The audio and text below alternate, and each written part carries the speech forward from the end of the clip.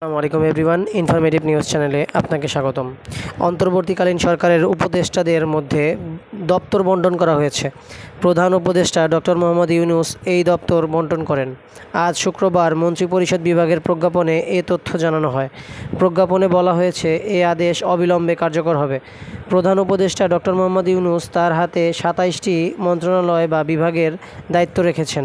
এগুলো হলো মন্ত্রিপরিষদ বিভাগ, প্রতিরক্ষা মন্ত্রণালয়, সশস্ত্র বাহিনী বিভাগ, শিক্ষা মন্ত্রণালয়, সড়ক পরিবহন ও সেতু মন্ত্রণালয়, খাদ্য মন্ত্রণালয়, গৃহায়ন ও গণপূর্ত মন্ত্রণালয়, ভূমি মন্ত্রণালয়, বস্ত্র ও পাট মন্ত্রণালয়, কৃষি মন্ত্রণালয়, বিজ্ঞান ও প্রযুক্তি মন্ত্রণালয়, রেলপথ মন্ত্রণালয়, জনপ্রশাসন মন্ত্রণালয়, বিদ্যুৎ জ্বালানি ও খনিজ সম্পদ মন্ত্রণালয়, নৌ পরিবহন মন্ত্রণালয়, পানি সম্পদ মন্ত্রণালয়, মহিলা ও শিশু বিষয়ক মন্ত্রণালয়, দুর্যোগ ব্যবস্থাপনা ও ত্রাণ মন্ত্রণালয়, তথ্য ও সম্প্রচার মন্ত্রণালয়, প্রবাসী কল্যাণ ও বৈদেশিক কর্মসংস্থান মন্ত্রণালয়, বাণিজ্য মন্ত্রণালয়, শ্রম ও কর্মসংস্থান মন্ত্রণালয়, সংস্কৃতি বিষয়ক মন্ত্রণালয়, বেসামরিক বিমান পরিবহন ও পর্যটন মন্ত্রণালয়, মুক্তিযুদ্ধ বিষয়ক মন্ত্রণালয়, পার্বত্য চট্টগ্রাম বিষয়ক মন্ত্রণালয়, প্রাথমিক ও গণশিক্ষা মন্ত্রণালয়।